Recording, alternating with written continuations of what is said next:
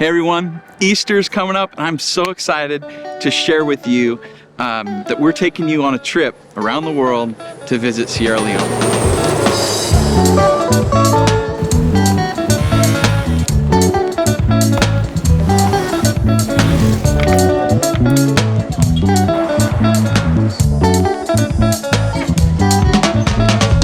We began a partnership 2 years ago with Sierra Leone, where we began forging relationships with pastors and civic leaders for the transformation and renewal of communities. Sierra Leone has gone through years of upheaval, having gone through civil war, having gone through the Ebola pandemic, all the economic damage caused by those things. And we're gonna be telling the story of how God has been at work through people and through situations that you would never imagine. And I can't wait to share this story with our whole church. So we did something a little crazy. We rented out the historic Temple Theater in Tacoma so that we could premiere Journey to Sierra Leone on Easter morning. It's gonna be safe, it's gonna be transformative, and it's gonna be a party. We can't wait to see you there.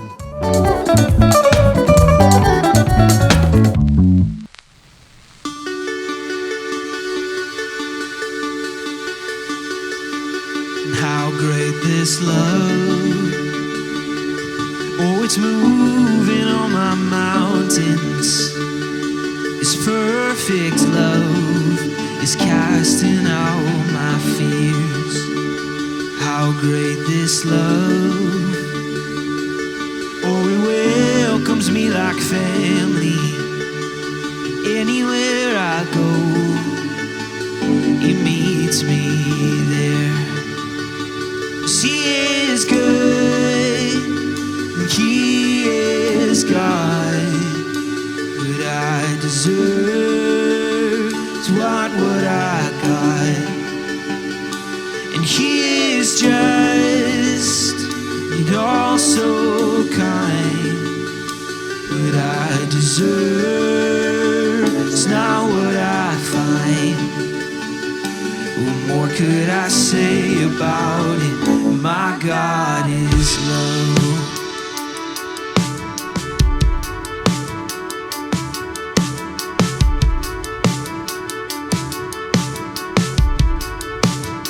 And how great this love, oh, it's faithful through my failures. Trust in love, it's with me till the end. How great this love, oh, it's closer than a brother. And this is love, He died so I could live. 'Cause He is good, He is God. What I've earned is not what I got. He is just, and also kind. What I deserve is not what I find. What more could I say about it? My God is love.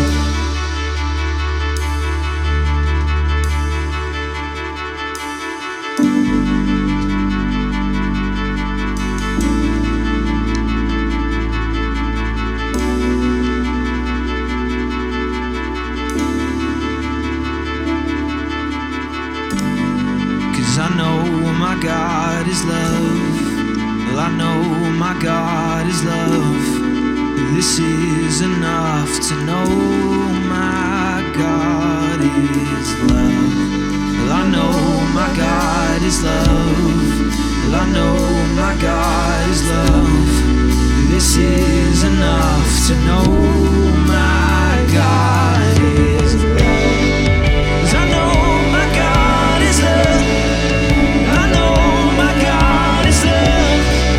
This is enough to know my God is love. 'Cause I know my God is love. I know my God is love. This is enough to know my God is love.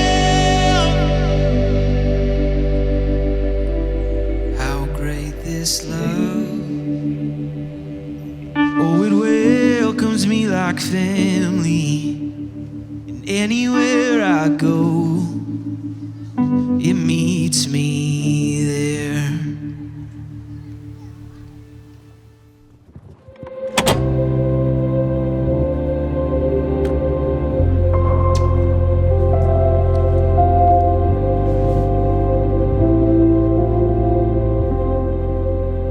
The legend of the Karate Kid began when Daniel LaRusso moved from the East Coast all the way to Reseda, California.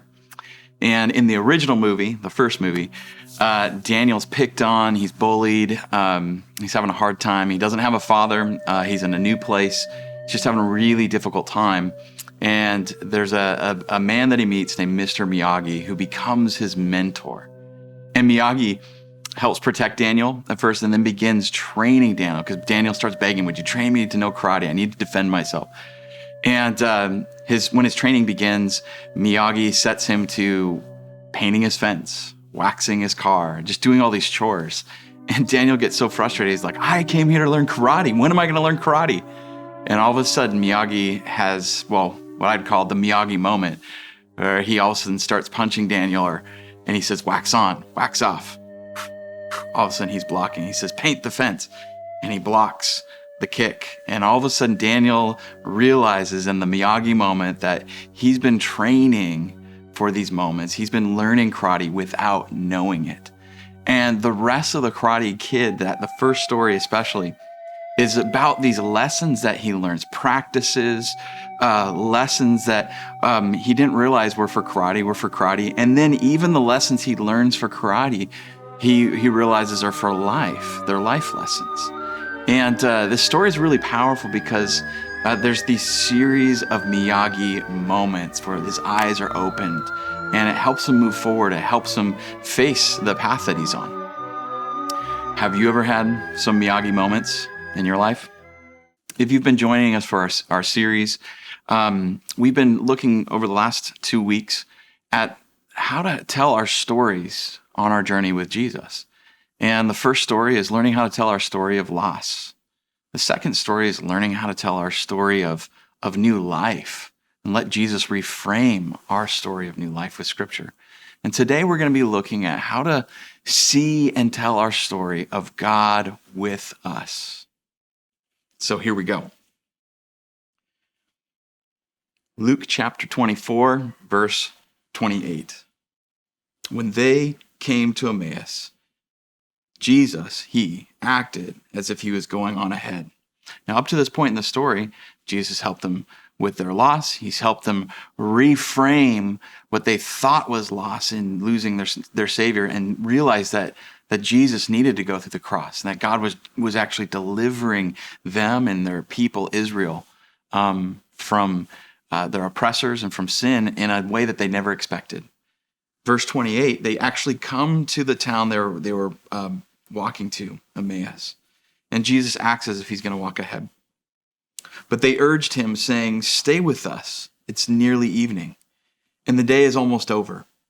And so he went in to stay with them. He acquiesced. After he took his seat at the table with them, he took the bread, blessed it, broke it, and gave it to them. Their eyes were opened, and they recognized him.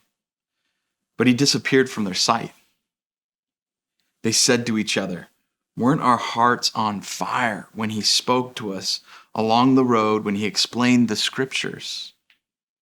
They got up right then and returned to Jerusalem. They found the 11 and their companions gathered together. Practicing love changes our perspective. There's 3 key Miyagi moments I want to look at in this passage because I think they can help us in our journeys to open our eyes and see where God is present and with us. So the first thing is their eyes were opened. Well, how did their eyes open to Jesus? Jesus was walking alongside them. He helped them with their story of loss. He listened to them. He explained Scriptures to them. But even in those moments and in those stories, they still didn't recognize him. So what is it about this moment in this story that opens their eyes? I think the first key thing is this. Their eyes were open when they practiced love, when they practiced hospitality. They practiced what Jesus had originally taught them as disciples. Practicing love changes our perspective. Again, it says in verse 29, they urged him to stay with them. Stay with us. It's nearly evening and the day is almost over. And so he went and stayed with them. And then after they took their seat at the table, which is what you do if you're in an inn and you're going to eat together, you're having hospitality. This is being family. Jesus taught his disciples to be inclusive family. This is so powerful. He sat at the table with them. He took the bread, blessed it, and broke it and gave it to them. And all his disciples would remember those moments, like, when Jesus fed the 5,000 and he blessed the bread, broke it, and gave it, and then it multiplied. This miracle happened. All of the disciples would know the story of Jesus having like the first communion, the Passover dinner with his disciples, where he blessed the bread, broke it, and gave it to them. And in this moment, if you remember in the story, they were longing for Jesus to redeem or free Israel from all that oppressed them, the Romans, the sin and brokenness in the world, evil forces, all of those things. And in this moment of hospitality, Jesus does this known act, this practice, and it's Passover practice. Passover was the freedom moment for a Jewish person. It's a memory of the Exodus, of being led onto this spiritual freedom journey. So their eyes, all of a sudden, it says, are opened. They realized, they recognized him, and I think they began to recognize this is a freedom. The freedom we had always hoped for is happening right now. Let's keep moving on this. Now, there's another really important aspect to this, is in this moment we see that practice, it pulls on our memory of the past, it brings us into the present, and a good practice also opens up a new future. So this moment of hospitality is a practice. It's something that they do. They actively are practicing loving their neighbor as Jesus taught them. Think of like the practice of prayer. When we pray, we start talking with the Lord and telling, Lord, this thing happened and in my past, and I'm trying to figure it out. Would you help me see what's going on? And all of a sudden, you're present with the Lord. And then as you're talking with him, it's opening up new possibilities for the future. Now, some people think that Cleopas is the Cleopas that's mentioned in the book of John, and he had a wife named Mary. If this is Cleopas from the book of John, and this is Mary, his wife, this could be echoing Genesis 3, where it says, she gave some, which is food. This was Eve giving some food to her husband who was with her, and he ate it too. Notice this in verse 7. At that moment, their eyes were opened. Now, if you jump to our story, it says Jesus gave food to the disciples. He gave it to them, and their eyes were opened. So this moment from Genesis where their eyes are open because of the sinful act of not doing or practicing the opposite of what God had asked them to do, there's this moment with Jesus where he's undoing the curse, undoing the disobedience by giving food for them to eat as they're practicing obedience, as they're practicing love, and their eyes are open to a new creation. The old creation that has been broken is now being blessed and recreated in Jesus. In this passage, this could be a huge echo of what it's saying, potentially. Another thought on this is that there's a reason that the disciple that Cleopas is traveling with is unnamed. And many scholars think, well, that person's unnamed because they're wanting you and me, when we're reading this story, to place ourselves with that as that disciple. We become that person. And how are we going to respond on our journey of loss and grief and the new life, and our hearts burning with us, and then all of a sudden we realize that Jesus has maybe been with us the whole time? How are we going to walk that journey and respond? It could be neither of those things. It could be both of those things. What do you think? When we practice the teachings of Jesus, it changes our perspective, and we become aware or more aware of his presence. Practicing love changes our perspective. Now, you might not be a Christian and you're kind of leaning in and listening to this. You might be exploring faith. And I think you're in a really good place because Jesus made room for that. In fact, he had a heart for creating inclusive families so that we could explore faith and we could move forward with him, even with our questions. There are some things we cannot know without practicing them. And that's true for Christians and people who don't yet follow Christ. We don't maybe know Christ on deeper levels just by reading the Bible or reading a book. In fact, you can fill your head with all kinds of knowledge, but if you don't practice what you know and the love that God has taught you to practice, then you can't know him at deeper levels, and you're also not going to be putting the goodness and love that you were designed to put into the world and help bring to the world around you. Miyagi moment number 2. Their hearts were on fire, it says. Jesus was with them and they didn't know it. And they had to look back so that they could begin to move forward. Verse 32 says, they said to each other, weren't our hearts on fire when he spoke to us along the road, when he explained the scriptures?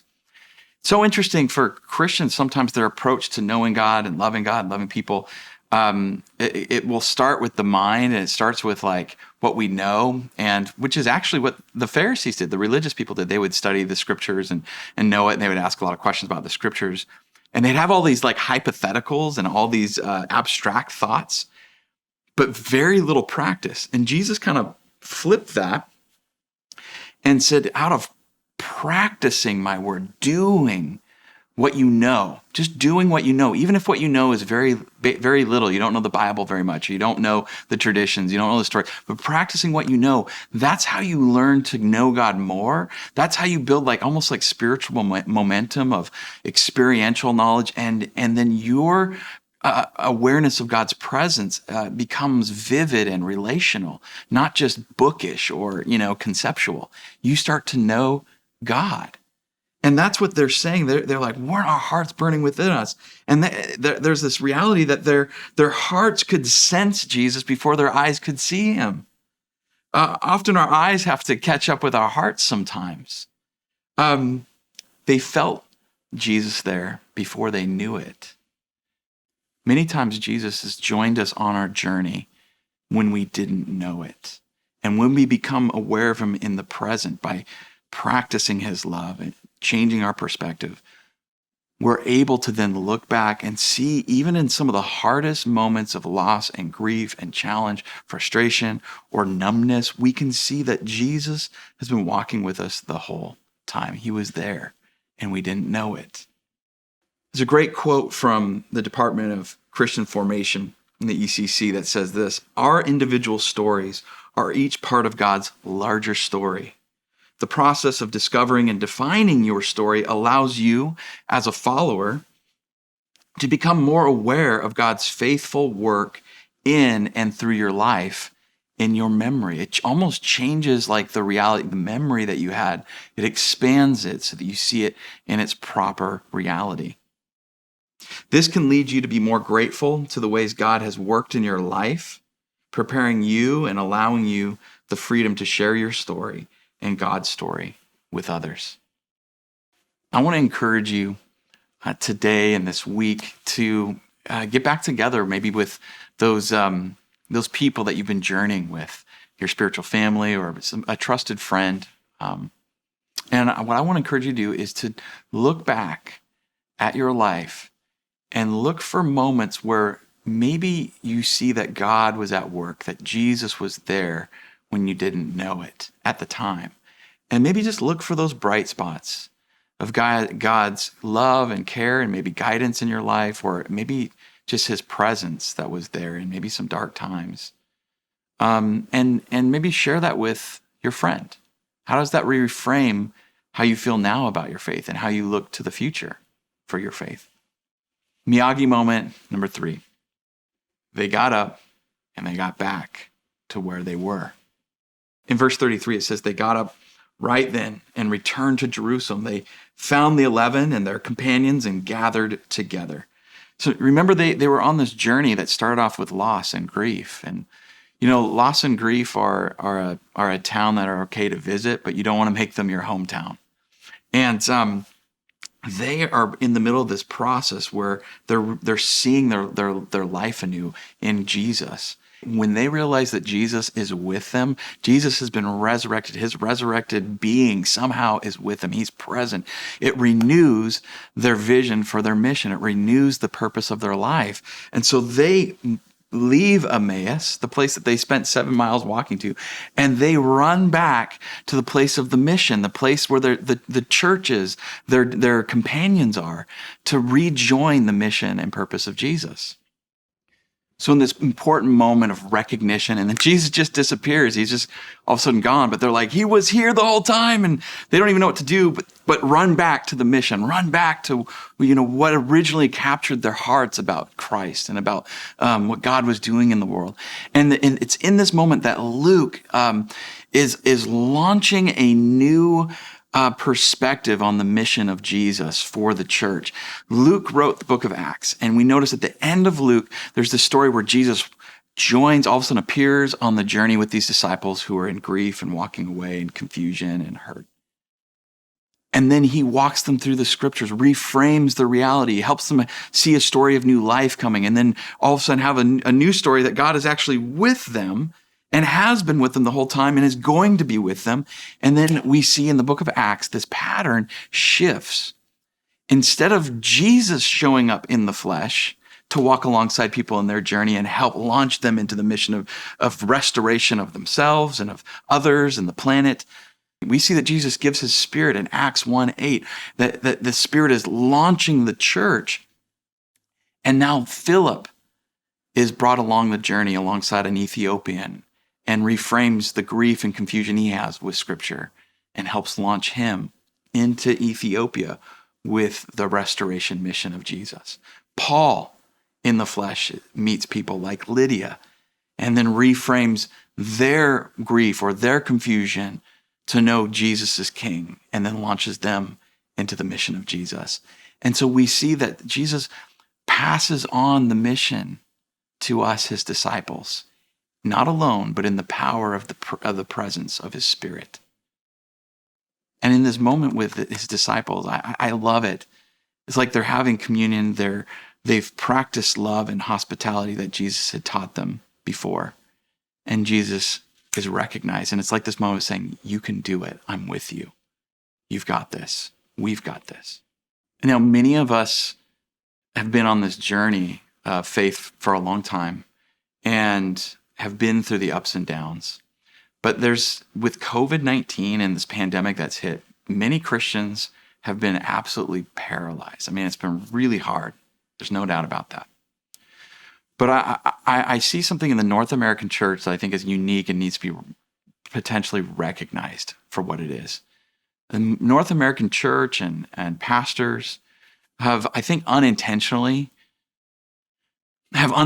created a culture where we're here to consume religious goods and services. So we've created a consumer Christianity that focuses on preparing the path for people rather than preparing people for the path that they're going to encounter. Jesus takes the opposite tact that many churches and many, maybe the stream of spirituality in North America, Jesus takes the opposite tact, and he has been preparing his disciples for the path the whole time. Jesus has been walking the path to and through the cross for the joy set before him. If you remember last week, Jesus endured the cross, but he didn't avoid the cross. He didn't run away from it, and he didn't create programs to ignore it or pretend like it's not there. He prepared his men and women for the path. He knew that they were going to have ups and downs, and even these disciples were walking away, but Jesus comes back to them and reminds them this was always part of it. And his presence reminds them that God is with them through the path. Every high, every low, every moment, Jesus is present. In The Legend of the Karate Kid, at the very end of the first movie, Daniel LaRusso is trying to settle all the issues he's been having with Cobra Kai Johnny the bully and all these guys, and he's in this tournament and he's actually doing pretty well, and he makes it through the tournament. He's right before the final fight, and then he gets injured by an illegal kick from one of the Cobra Kai, and he's injured really badly. He can barely walk. No one would think anything if he just quit and stopped because he's so badly injured. But there's a moment where, he has another Miyagi moment, and he thinks back on all that he's learned, and he's like, I will not give up. I'm gonna do this fight. So he gets up and runs out and does the fight. And you guys know what happens. He wins. He beats Johnny. And it's so unexpected, but the most powerful moment is that he gets back up and gets back into the fight. COVID-19 has hit many of us, and I think there's been all the ramifications of loneliness, hurt, sickness, real loss, real grief, financial loss, all kinds of loss that we've gone through. I think that Jesus, if we look into our past, has been with us the whole time. We're not alone. He's with us. And we can get up and get out and go on mission with him and be part of restoring this world, healing this world. We can't do it all on our own. We're not Jesus, but we can become like Jesus, and we can walk alongside the other people on their journey to help them know that God's with them and loves them and wants them to be part of what has become the church. I love that at the end. They run back to Jerusalem, to the church, to this group of people who are confused, don't have all the answers, but Jesus is with them, and they begin restoring a broken world. I want to invite you to join that story. And it starts with looking at your past and seeing your story where Jesus has been with you when you didn't even know it.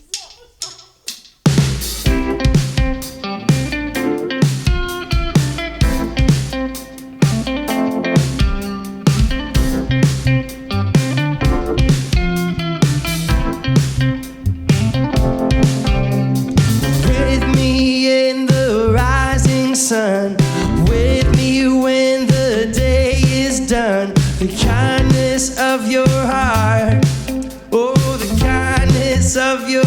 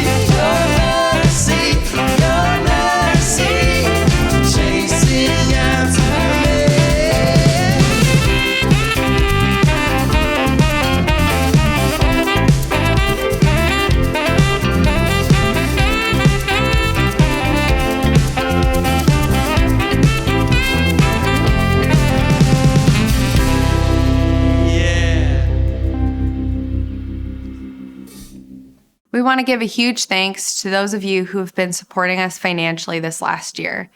Your contribution has helped us provide hope and encouragement to so many through this platform this year.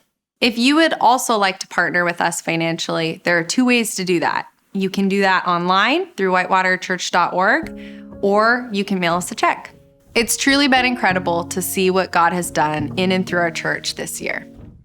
We're all on a journey, and Jesus is restoring us, through our stories of loss, that Jesus reframes into stories of new life, and really a story where we realize that God is with us and has been with us and will be with us. And so we can join God on our journey in his restoration project. I want to give you some prompts that might help you discuss with your spiritual family, or maybe, a trusted friend, to be able to have language for your story of God with you.